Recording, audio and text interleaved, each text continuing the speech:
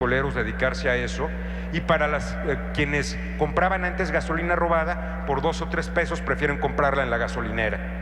Entonces se está migrando hacia otro tipo de delitos, hacia robo de autos, hacia robo de transporte, robo a casa habitación. Por ello la importancia de proteger una de las principales industrias del país, que es la petrolera, y de considerar que ese impacto económico de 20,000 millones de pesos, para dimensionarlo, es casi de 3 veces el Fondo Federal de Aportaciones a la Seguridad Pública, el FASP, que tiene 7,000 millones de pesos. El recurso que la Federación reparte a las entidades federativas para la seguridad es de 1/3 parte de la ganancia que obtienen quienes se dedican al robo de hidrocarburos. Finalmente, en informe policial homologado, hay 10 temas en los que trabajamos en el sistema penal acusatorio para la consolidación. Los pueden ver en el informe que está en la página web. Me referiré solo al IPH. El informe policial homologado, en nuestro diagnóstico encontramos que hay entidades federativas que aplican el del año 2010, otras el del 2015, otras uno propio y otras ninguno. El informe tiene 451 preguntas, el del 2015, el IPH, 7 secciones, 13 anexos básicos, 4 anexos complementarios. Es 3 veces más grande que el informe policial de Nueva York, de la Policía de Nueva York. Por eso empezamos a trabajar en su simplificación. Encontramos que tiene ausencia de instrucciones de llenado, un lenguaje técnico, duplicidad de temas. En el informe se detalla en qué está duplicado. Hicimos una revisión a través de 2,000 entrevistas a policías y ministerios públicos, de la revisión documental de más de 600 IPHs y de un proceso de pilotaje con más de 40 policías y ministerios públicos municipales, federales, estatales. En breve vamos a presentar al Consejo Nacional de Seguridad Pública un nuevo modelo de informe policial homologado. El que teníamos no estaba funcionando, que el porcentaje de carga cayó. Apenas entró el sistema penal acusatorio en vigor, de mayo a junio del 2016 cayó en 15%. Para septiembre del 2016 se alcanzó el mínimo histórico, con solamente 131,046 IPH registrados. No estaba funcionando. En materia de profesionalización, en diciembre pasado incorporamos al programa Rector 44 nuevos programas, todos relacionados con el sistema de justicia penal. Para este año la formación de policías es obligatoria en talleres que construimos con el Instituto de Investigaciones Jurídicas de la UNAM. Son talleres de 40 horas clase obligatorios y deben formarse en ellos todos los policías municipales, estatales y federales con recursos que ya se encuentran asignados para ese tema.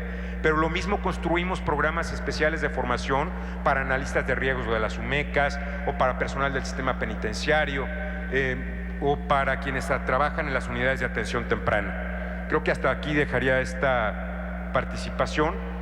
Hay mucha información que les invito a consultar. Un tema que mencionó el diputado Camacho: es necesario que los acuerdos reparatorios no se generen también en un mecanismo que haga que las personas tengan acuerdos reparatorios una y otra vez sin consecuencias. Pero para ello se ocupaba un registro nacional, una base de datos nacional de MASC, mecanismos alternativos de solución de controversias. La base la construyó el Secretariado Ejecutivo del Sistema Nacional de Seguridad Pública con el Poder Judicial de la Federación y nació el viernes pasado. El viernes pasado la presentamos, ya existe esa base nacional y el primer módulo de esa base son acuerdos reparatorios. Esta base va a ayudar a evitar ese problema y la base tiene otros 4 componentes, por ejemplo también de medidas cautelares. Estamos trabajando en las soluciones para consolidar el sistema de justicia. La consolidación va a tardar. Me han preguntado cuántos años. Depende de la voluntad política, del presupuesto, del grado de avance o retraso que tenga cada instancia o cada institución. Yo pienso que la consolidación es permanente y en ella no debemos tener miedo a actualizar nuestros marcos legales. Es algo normal. En toda Latinoamérica, todos los países latinoamericanos que migraron al sistema acusatorio tuvieron que actualizar sus marcos legales en menor o mayor medida. El derecho es una ciencia social, dinámica, cambiante y creo que debemos actuar en consecuencia. Gracias.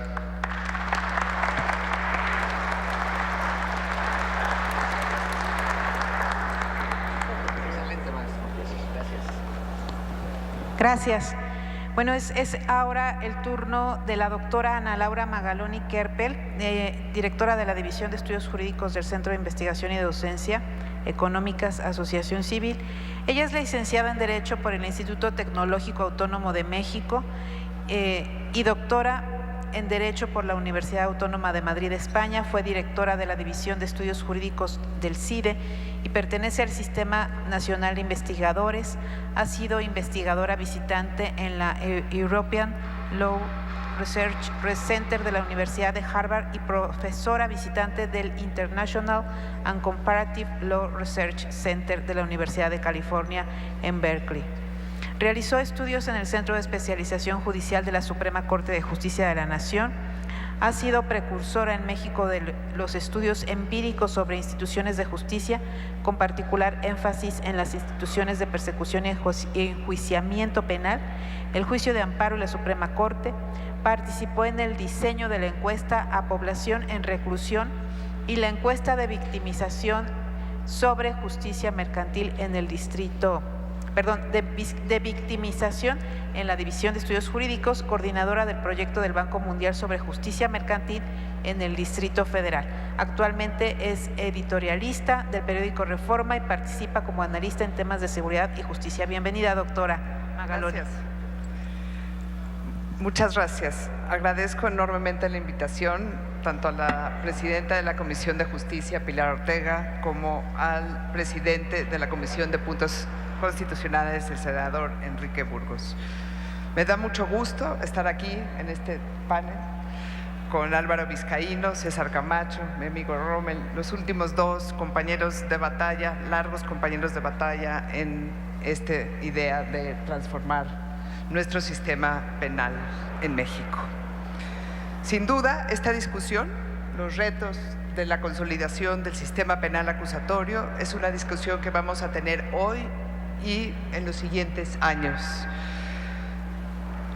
El reto de transformar un modelo de persecución criminal propio de un sistema político autoritario a uno acorde con los valores de un sistema político democrático es un reto complejo, largo, y en México muchos aspectos de esta transición siguen pendientes. El sistema acusatorio todavía no baja a nivel de tierra de forma homogénea en todo el país. Todavía prevalecen en muchos estados de la República y en muchas agencias del Ministerio Público las prácticas autoritarias que lo distinguieron durante largas décadas. Por ejemplo, el INEGI acaba de hacer pública su encuesta a población privada de la libertad 2016. Es una encuesta que tiene más de 50,000 cuestionarios. Se entrevistaron a internos de todos los centros penitenciarios del país, tanto municipales, locales como federales, y tiene representatividad tanto a nivel nacional como a nivel de cada entidad federativa. Hay que hacer un buen análisis de esta base de datos, pero algo que indica es que la intimidación, la incomunicación y la tortura todavía no acaban como práctica de persecución criminal. En el viejo sistema, esa fue la forma, el método de investigación criminal. 40% de los internos los detuvieron con detenciones ilegales, no en flagrancia, sino ilegalmente. 46% fue desvestido durante el proceso de arresto. 35% padeció asfixia, 19% padeció toques eléctricos. Solo 2 de 10 tuvieron la asesoría de un abogado durante el periodo de detención en la agencia del Ministerio Público. A pesar de estas arbitrariedades, el juez los vinculó a proceso y 70% ya recibió una condena. ¿De qué nos hablan estos datos? La práctica de intimidar, maltratar y torturar al detenido, tan arraigada en el viejo sistema de persecución criminal, todavía no la hemos logrado vencer. Esto es preocupante en dos sentidos. Por un lado, en materia de derechos humanos, pues no no hay nada que decir, digamos, es evidente. Sin embargo, lo que no hemos podido hacer es la vinculación de estas violaciones de derechos humanos con la profesionalización del sistema de persecución criminal. Necesitamos sustituir la tortura y la intimidación por inteligencia criminal, inteligencia policial, periciales, equipos interdisciplinarios de investigación. Y solo cuando acabe esta, podremos movernos hacia la otra. El Código Nacional de Procedimientos Penales tiene muchísimos instrumentos para lograr esta transformación, para lograr que sea un ministerio público y una policía que respete de derechos humanos y además aumente su eficacia. No es suma cero, no es que cuanto más garantista, menos eficacia.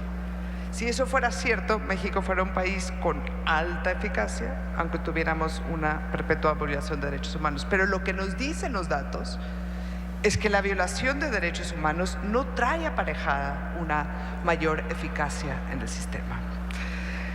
Yo creo que el reto ahora es lograr desarrollar las capacidades institucionales que se requieren para que esas normas sean efectivas en el día a día de los operadores del sistema, jueces, ministerios públicos y policías. Esas capacidades internas, esas capacidades de gestión administrativa no se logran reformando las normas. Esa ya es una reforma de carácter administrativo. Depende de los ejecutivos locales y federal y de los poderes judiciales. En mi opinión, no es momento hoy de cambiar las normas jurídicas. Lo que hay que lograr y donde hay que poner toda nuestra energía es que esas normas operen en la práctica, y eso requiere otras capacidades institucionales que aún no están desarrolladas ni en el Ministerio Público, ni en la policía, ni en los juzgados. Podemos mover prisión preventiva oficiosa para el caso de portación de armas, como lo han solicitado muchísimos gobernadores. Lo que les puedo asegurar es que, uno, la prisión preventiva es parte del modelo de persecución criminal autoritario, es darle subsidios a la policía y al Ministerio Público para no desarrollar inteligencia.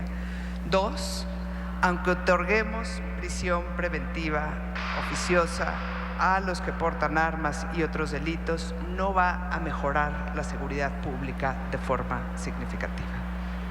Es falso que hay una correlación entre una cosa, y lo acaba de comentar Álvaro Vizcaíno. Tercer lugar, si les damos prisión preventiva oficiosa en estos datos, vamos a seguir abriendo el catálogo a futuro. Pero lo más importante es que perdemos la oportunidad que las unidades de medidas cautelares funcionen, como acaba de decir también Álvaro Vizcaíno. Esas unidades no funcionan. ¿Qué tienen que hacer esas unidades? Esas unidades tienen que recolectar información clave para que el juez de control evalúe tres cosas. Si la víctima si el imputado puede lastimar de nuevo a la víctima. Dos, si se puede dar a la fuga. Tres, si puede entorpecer la investigación. Si el juez valora que algunas de esas tres cosas son ciertas, le va a otorgar la prisión preventiva como medida cautelar. Pero dársela de oficio inhibe todo este proceso de investigación. A la larga, quisiéramos ver policías que tuvieran sistematizada esta información, que conocieran quién es quién, que pudieran evaluar los riesgos de las personas que están siendo imputadas y que pudieran mantener los principios centrales de un sistema de justicia penal acorde con los valores de una democracia. Hasta aquí las dejo. Ojalá no se reforme. Gracias.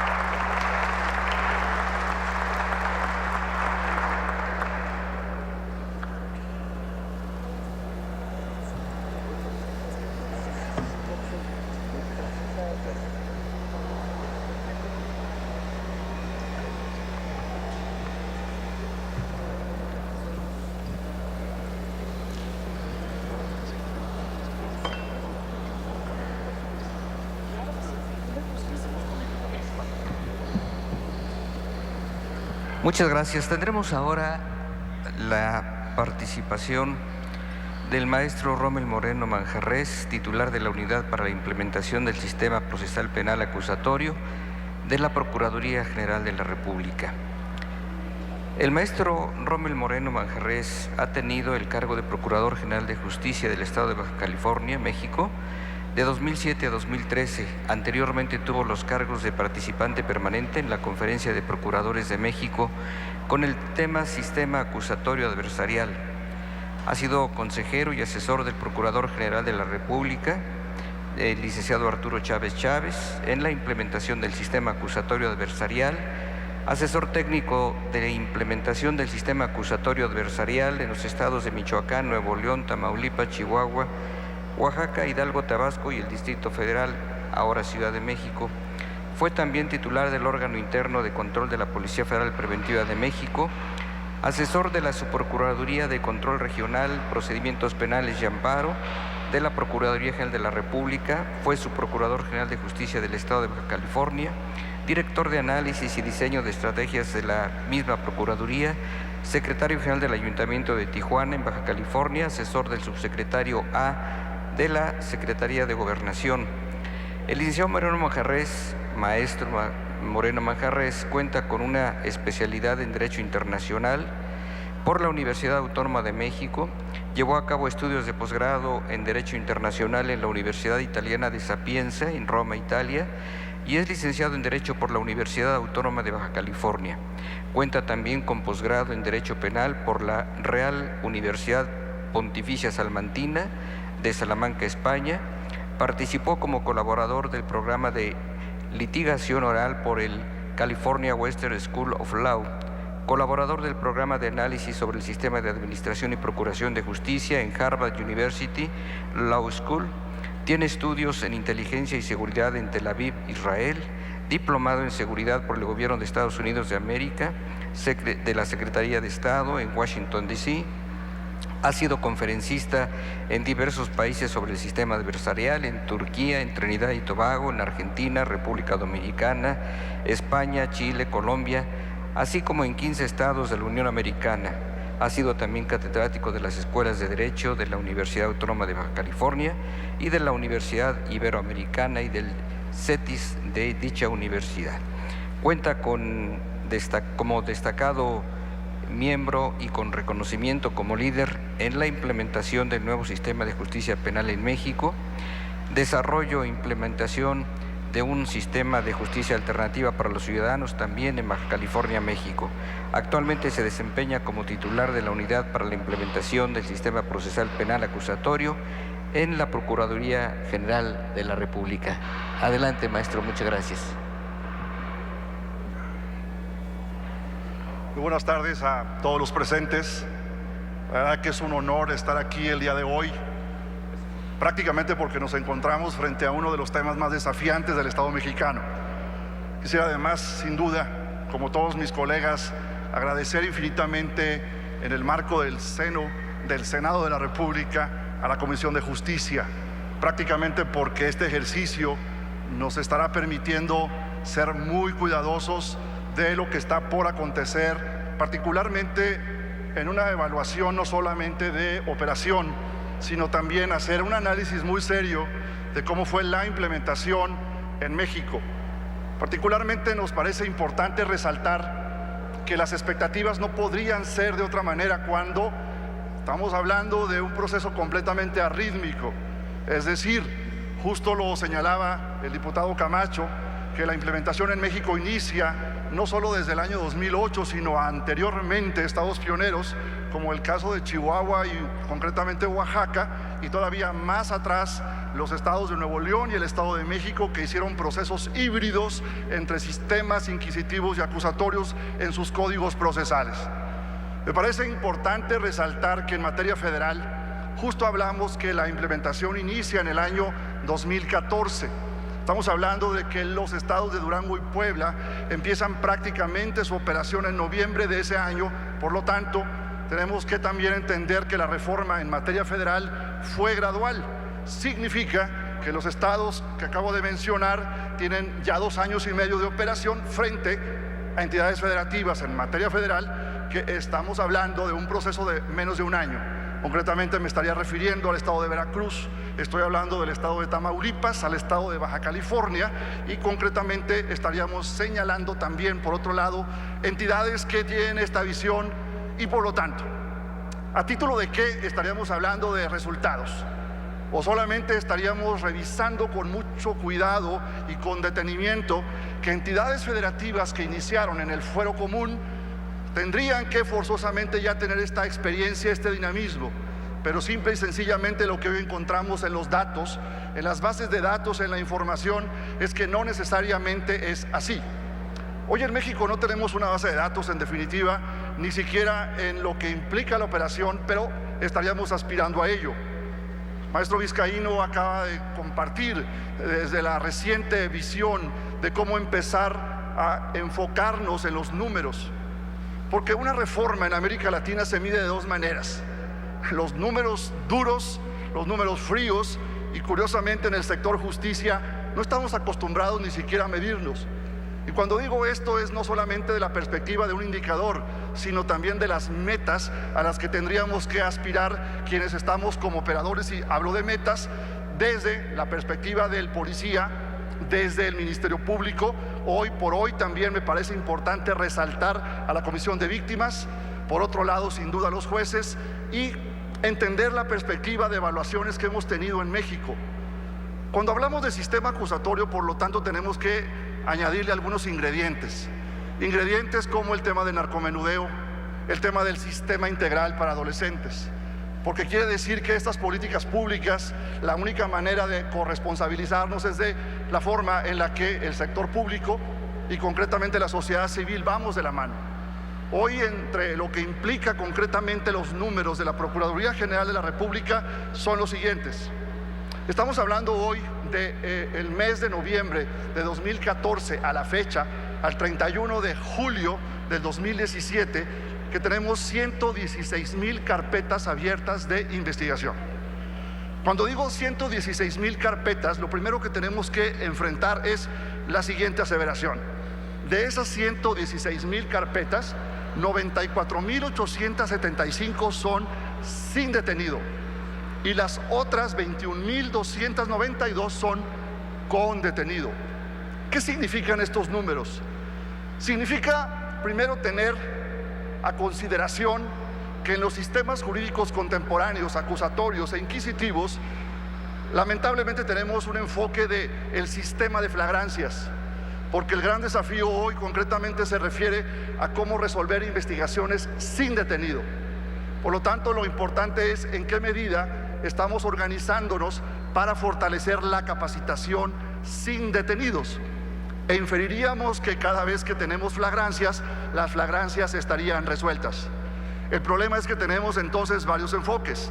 El primero, en las flagrancias, como se ha mencionado, las capacidades de la policía, donde sin duda la SECTEC hizo una extraordinaria actividad y colaboración, pero los grandes pendientes, y me parece que también tenemos que matizar que quienes son pioneros en materia federal en todo el continente de América Latina, en su experiencia de operación, es México. Cuando empezamos a ver la dinámica de los brasileños y también de los argentinos, resulta que en Brasil hoy no hay sistema acusatorio. Y miren que tenemos el caso concreto que se evidenció a través del problema, o como lo han llamado o denominaron los brasileños, en el tema de Dilma Rousseff, que fue cuestionada en términos políticos esa presidencia. Número dos, me parece interesante resaltar además de ello la visión de lo que implica una experiencia en materia federal. Coordinar esfuerzos desde las policías municipales, coordinar esfuerzos con las policías locales, pero además de ello empezar a generar criterios jurisprudenciales en lo que implica la actividad de los jueces. Hoy en este país estamos cuestionando una cantidad de aspectos, pero también tendremos que empezar a revisar la manera en la que se hace y se procura justicia. Hoy ya no estamos hablando más que de temas como cuántos criterios de oportunidad, cuántos acuerdos reparatorios, cuántos temas relacionados con juicios orales. Estamos hablando no solamente de un tema de nomenclatura, estamos hablando de un tema presupuestario. ¿Cuánto nos costó el sistema inquisitivo? ¿Cuánto nos cuesta el sistema nuevo? Estamos hablando entonces de ponderar algunos razonamientos. He oído con detenimiento cuando se habla de judicializar mucho.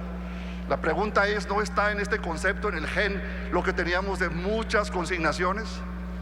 Hoy en los países avanzados que han demostrado probablemente, quizá con uno de los resultados más contundentes, es cuando empezamos a ver y observar las prácticas internacionales.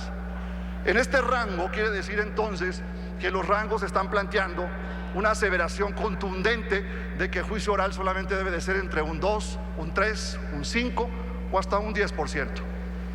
Hoy estamos discutiendo los procedimientos abreviados. ¿Cuánto cuestan los juicios orales? ¿Cuánto cuesta un procedimiento abreviado?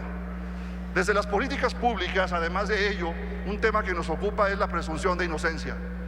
En este país, por un lado, se aplaude y por otro lado se sanciona. En México no se cree en la prisión preventiva.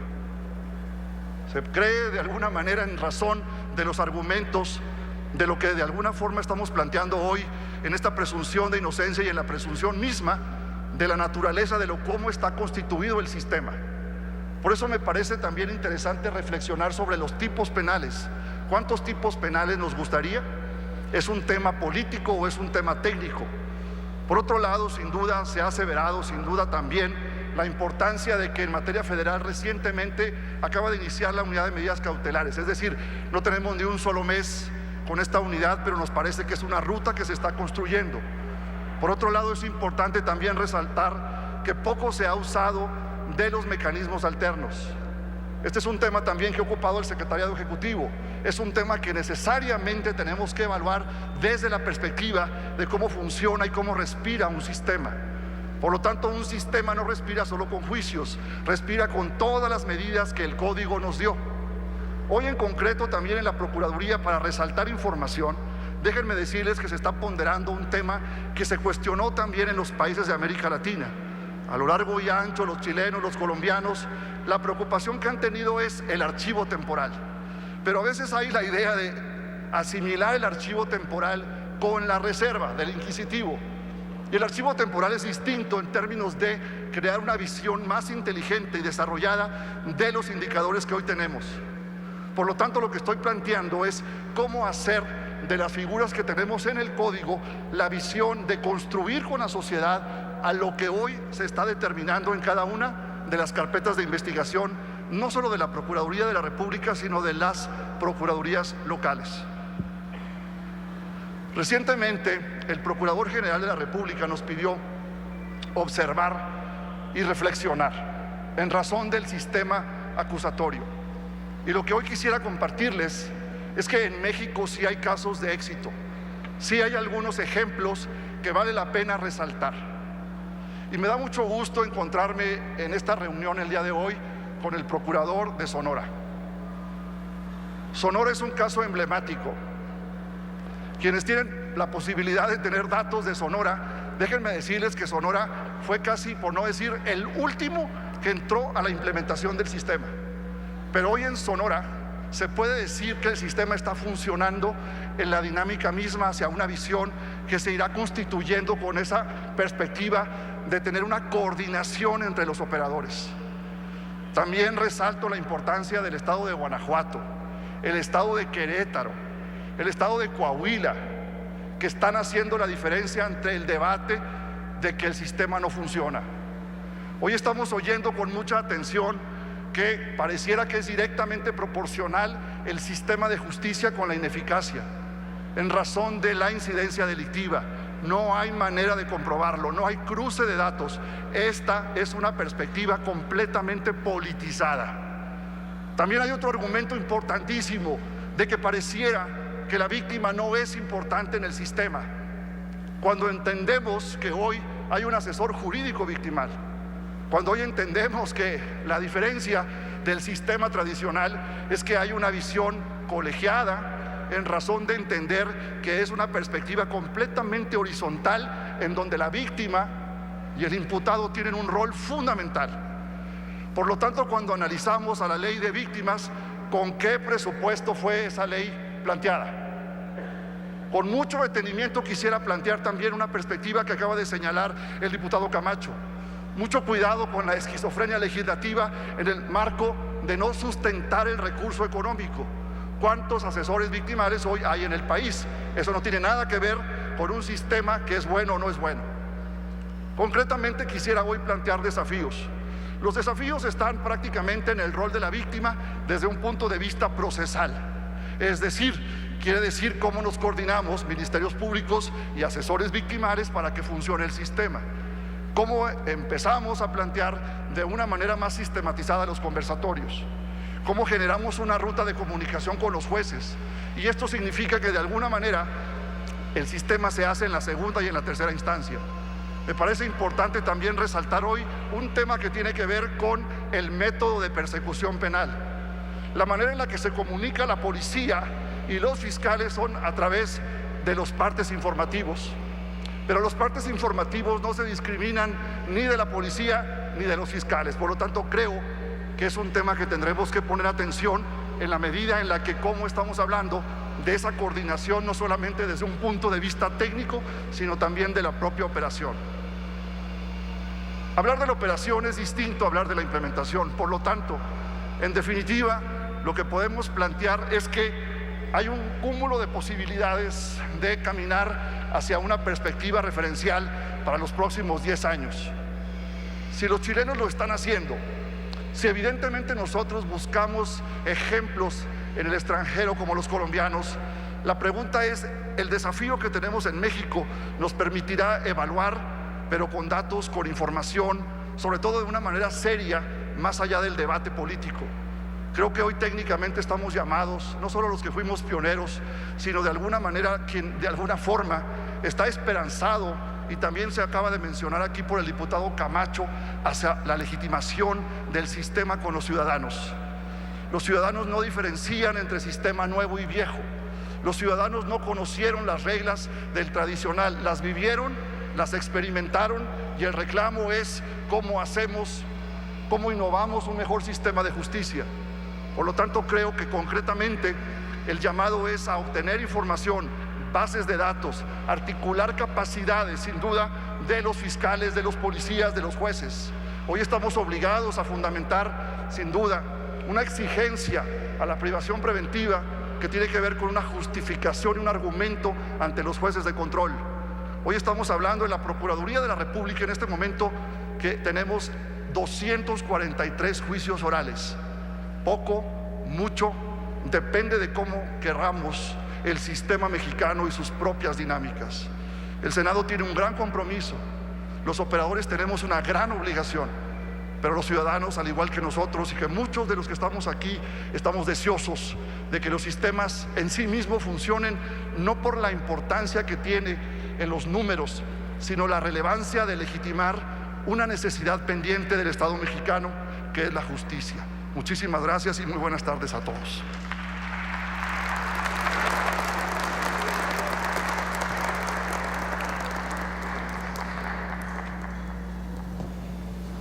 Bien, en esta segunda ronda simplemente pediremos a los participantes del panel que han sido pues muy amplios en su primera exposición, que nos dieran un comentario final para poder cerrar esta mesa. Adelante, diputado Camacho. Gracias, felicidades de nueva cuenta al Senado por propiciar este encuentro fraterno entre quienes estamos comprometidos no solo con un sistema de justicia en términos formales, como entramado normativo, sino con una institución que debe servirle a los mexicanos en un Estado democrático. Muchos de los datos que aquí se dieron a manera de diagnóstico entrañan la solución.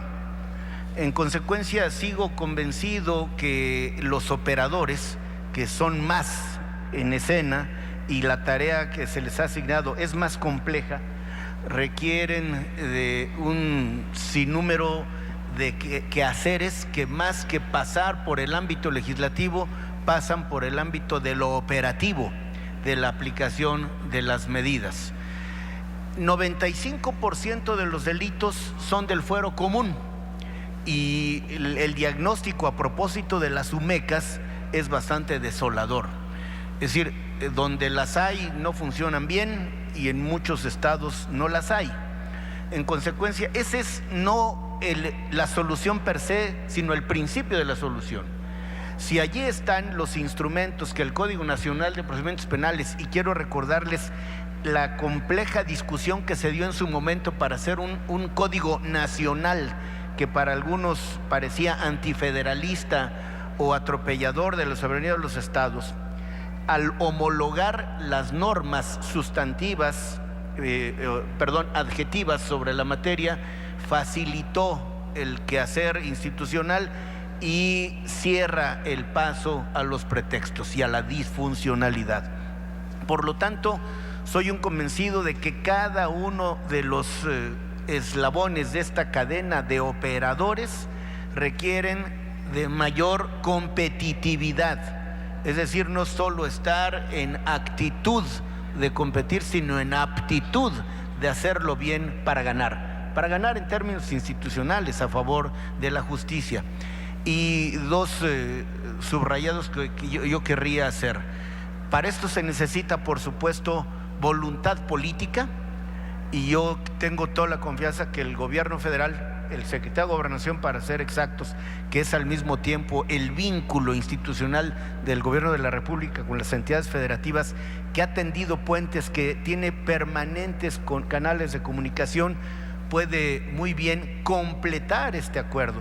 Y digo acuerdo en términos latos, no es solo un documento que haya que firmar porque muchos se han firmado, sino afinar los quehaceres de cada uno y todos comprometernos. Entonces, capacidad, por supuesto, y mucha voluntad política, una especie de profesión de fe en la justicia penal que, siendo la de un Estado democrático, debe ser crecientemente sólida para la implantación de un modelo acusatorio adversarial oral que no trata de manera favorecedora a ninguna de las partes, sino las trata de forma tal que al final del proceso lisa y llanamente haga justicia. Y reitero el compromiso del legislativo para que en la parte que le corresponda podamos ser capaces de procesar iniciativas, de modo que, dejando atrás visiones partidarias, que todas de suyo son limitadas, podamos construir un espacio de neutralidad partidaria donde todos quepamos y todos nos hagamos responsables. Gracias.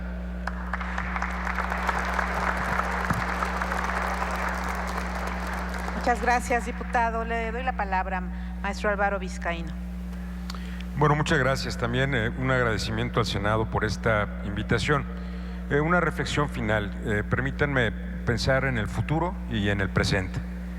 En un futuro, la policía deberá dedicarse solamente a investigar, los fiscales a acusar y los jueces a juzgar. Hoy en día las procuradurías tienen policías. Hoy, en un futuro, los servicios periciales deberían ser autónomos, deberían no depender de los fiscales para atender al principio de contradicción, tal como fue planteado. En un futuro, el mayor número de investigaciones deberá realizarse a través de estudios de criminalística, y un menor número deberían ser detenciones por flagrancia. En un futuro tendríamos también que eliminar el arraigo, y ojalá sea un futuro muy próximo.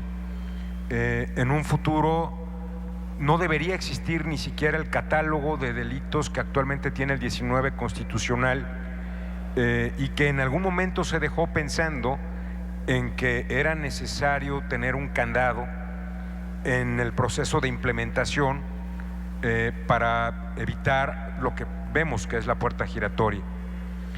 Creo que hacia allá debemos aspirar. Pero ahora voy a hablar del presente.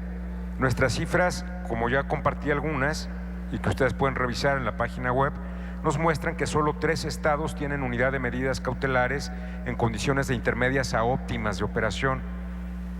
Entonces, si no hay unidades de medidas cautelares, ¿quién hace el análisis de riesgo que debe entregarse a fiscal y defensor para que estos debatan frente al juez la medida cautelar idónea? Yo he llegado a escuchar, es que los fiscales no saben argumentar.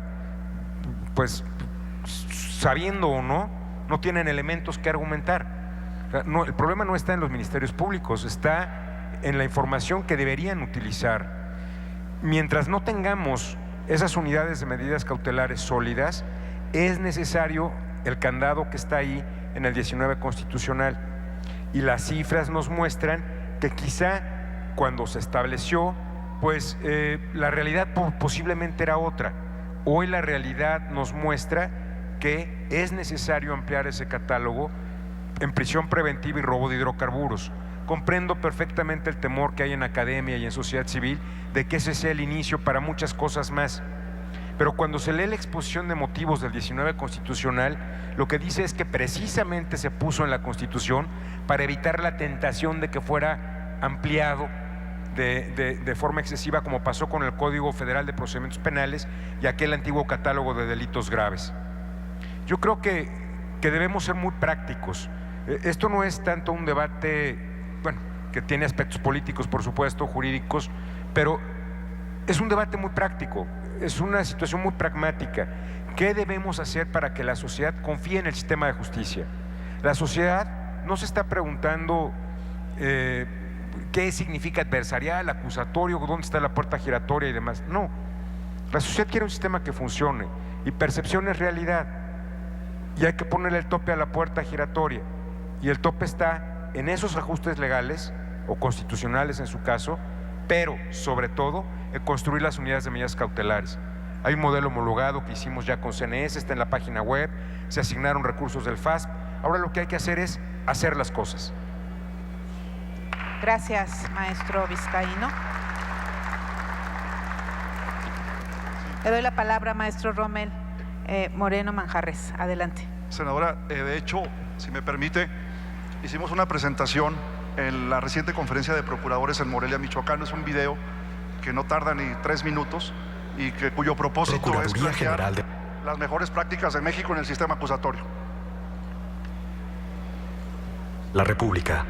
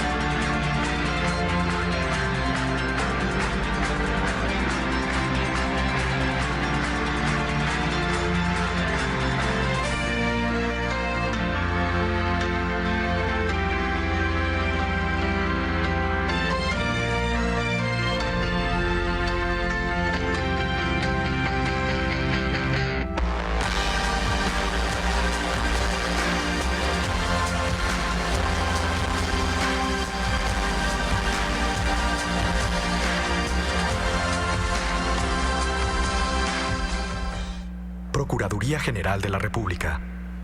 Gracias. ¿Sería todo? Gracias, maestro Rommel. Le cedo la palabra a mi compañero senador Burgos, por favor.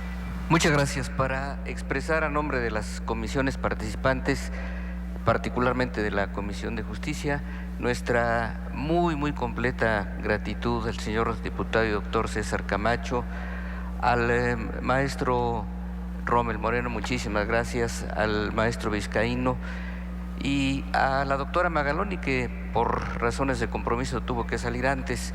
Los riquísimos comentarios, las propuestas teóricas, prácticas, experimentales, sin duda alguna van a constituir la base para que de manera congruente, sistemática y ordenada, junto con las demás mesas, podamos formular una gran síntesis de lo que aquí se aporte. El tema por mucho no está concluido y pues la meta final será, como lo decían en el Estado romano, en el derecho romano, tenemos que arribar a la constante y perpetua voluntad de dar a cada quien lo suyo. Muchísimas gracias y les invitamos a que nos acompañen para la siguiente mesa sobre autonomía de los órganos de procuración. Muchas gracias.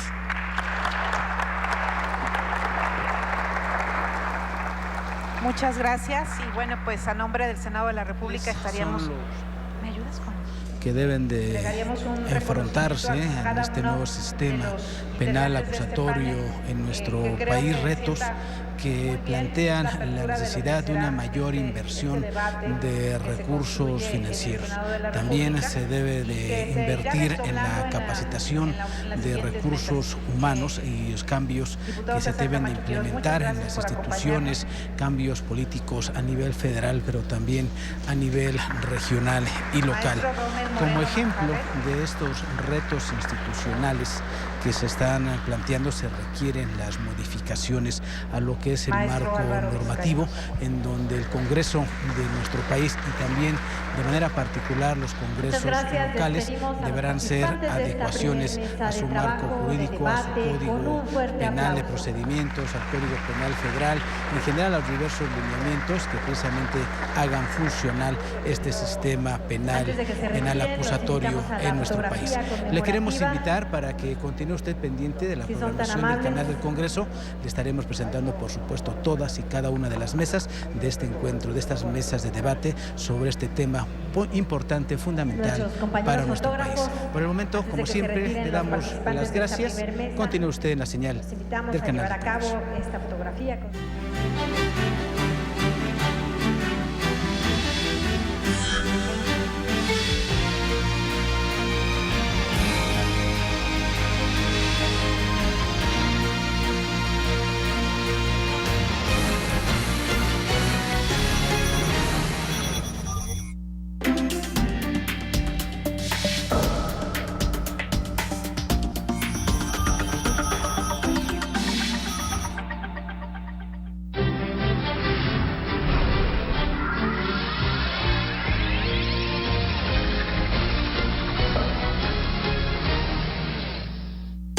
En la antigüedad, los niños eran vistos como adultos en miniatura. Se les consideraba parte de la sociedad, pero siempre con miras a su vida adulta. Poco se conocía del universo de la niñez hasta el siglo XX.